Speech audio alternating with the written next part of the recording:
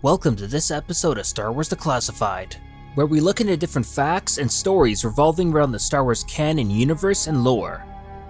In today's Declassified, we'll be looking back at the Battle of Hoth, and determine why the Rebel Alliance decided to use Snowspeeders to defend themselves against the AT-ATs instead of the T-65 X-Wings.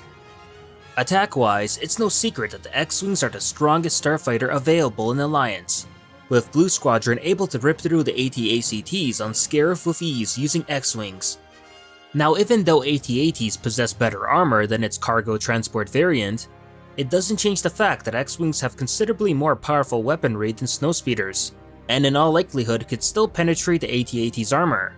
So with that into consideration, why didn't the Alliance choose to deploy them in the Battle of Hoth, especially if it were to result in better taking out the AT-AT walkers? For this question, there are actually several different answers and each have their own merits. Reason number 1. Priority and limited supply. The Alliance had a limited supply of X-Wings available to them on hand on Hoth, and those that they did have had to be dedicated to screening the transports from enemy fighters, as the Alliance's plan was to use 2 X-Wings to protect and escort each transport, and allow them enough time to hyperspace out of the system and make it safely to the rendezvous point. Escorting the Rebel transports was the highest priority for the Alliance, over defending Echo Base from the Empire, which the Rebels knew would in the end be a lost cause. Reason number 2. Economics and maintenance. X-Wings were expensive and incredibly valuable war material that needed to be moved off the planet as much, if not more so, than anything in the transports.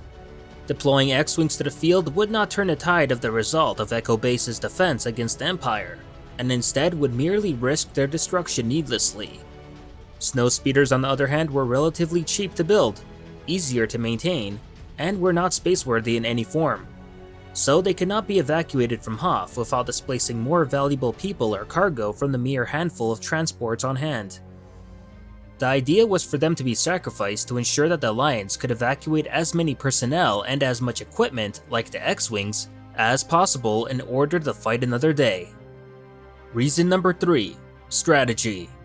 One of the primary strategies of the Alliance was relying on the Empire to underestimate them by appearing less dangerous than they were. The T-65 X-Wing was the fighter that destroyed the Death Star and was a highly recognizable threat by the Empire. The Imperials knew if there was any craft in the Rebel arsenal that could potentially bring down an AT-AT, it was an X-Wing.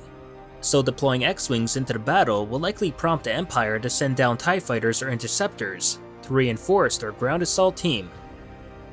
The Snowspeeders, however, have laser cannons, and that's it as far as weapons go. The harpoons and tow cables are meant to rescue downed ships and transport.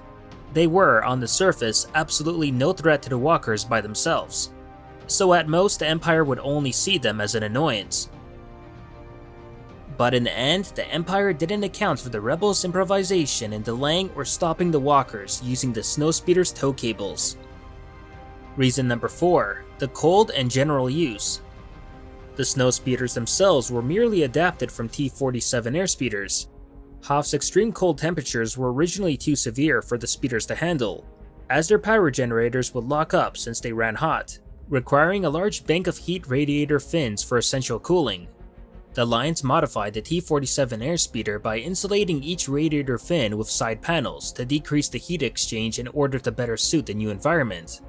Meanwhile, the X-Wings weren't modified in any way to handle the cold, and were unable to last long in the air, especially long enough to fight off the Imperial attack. Reason number 5. Practicality. In addition to the cold, the Snowspeeders weren't designed to leave the atmosphere, whereas the X-Wings could. If the Rebels took the risk and deployed the X-Wings into the battle, that could have resulted in leaving all the Snowspeeders behind to be either seized or destroyed by the Empire, which ultimately would have them be seen as wasted assets.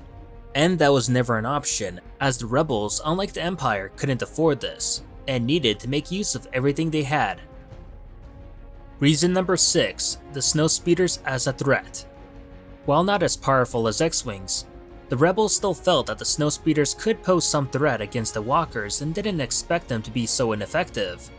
As we see in the battle, Rogue Squadron initially try to take on the AT-ATs of the Snowspeeder laser cannons, at which they're soon surprised when it proves to be ineffective and forces them to improvise. So in the end, the Alliance had more than enough reasons in deciding not to use X-Wings in the defense of Echo Base, especially since they knew of the Empire's impending attack and had enough time to plan things out.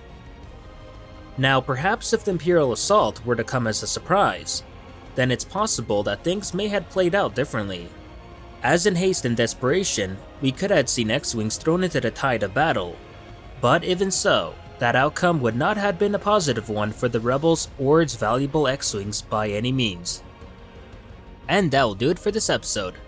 If you enjoyed what you saw, please like and share it, along with subscribing to the channel to not only support it, but keep up with Star Wars news, gaming, and canon lore released every week.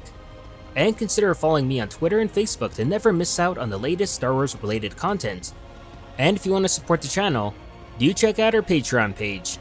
Or if you want to continue the conversation, join us on the official Silo Discord server. Thanks for watching, and may the Force be with you.